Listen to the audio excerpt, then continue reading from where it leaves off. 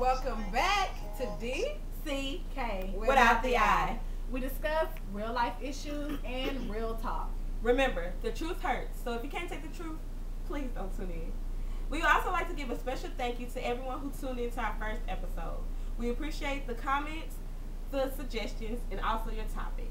Thank you, and we love you. Oh, all right. And that brings us right into our Facebook topic of the day. We got it from Christopher Nelson. He sent in, he said, I got a topic, why women go for thugs. Why do women go for thugs and niggas that can't do shit for them and not the educated, well-rounded brother? What the fuck is these hoes on? Ladies, what you think? So basically we're going to cover the good, the bad, and the ugly. I'm going to touch base on the good, which I would say looks can be deceiving. Never judge a book by its cover, because you can have someone who dresses in baggy jeans, white, black tees, you know, and a brother who wears suits and nice ties and slacks and nice button-ups. But at the same time, the one who dresses like a thug, he takes care of his responsibilities. He holds the house down. He treats his woman like she's a queen. Which, on the other hand, the well-rounded brother, he could be beating on his woman, talk to his lady bag, don't take care of his responsibilities, and just don't give a damn. So I would say never judge a book by its cover. That has to be covered with the good. And for the bad, I would say that ladies, some ladies, not all ladies, tend to see a gentleman, whether it's a thug or a well-educated brother, and they can be flossing. They got them a nice ride. They dress nice. They up there balling in the club. They buying drinks, okay? And guess what? Those aren't always the best ones. What looks good isn't always good for you. So you see this fella and he has all this money, and you think what? Some ladies think, oh, I can get something from him. He'll help me take care of my kids. Help me pay my rent. You know, vice versa. So I say that don't be stereotypical when you're dealing with your men, because you can still have some educated brothers that are thugs, and you can still have some educated brothers who don't take care of their business and treat you like dirt. So just pick wisely. Okay, and now for the ugly. Now, being a woman, being in the process of how things go, we tend to go by personality. Sometimes it depends on where we stay, what will push us into liking different types of people.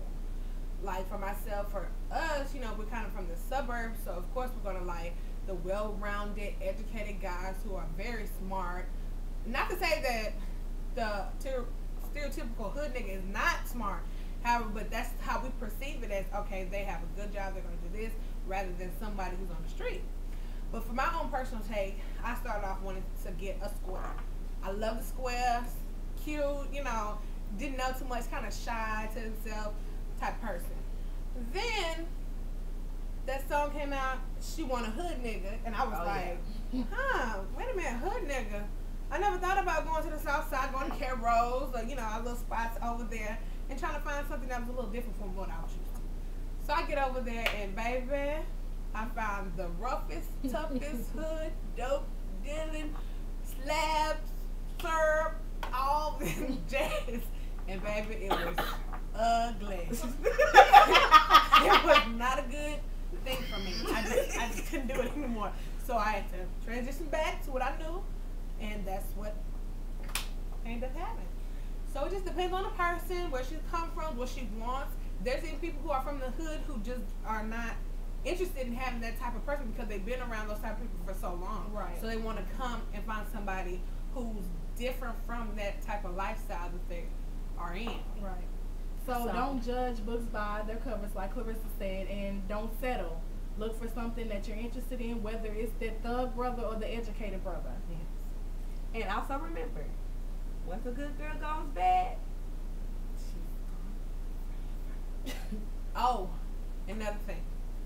This is why I don't choose no hood nigga. Because I'm not about to pay for your books, own your books. I'm not about to write any prison letters.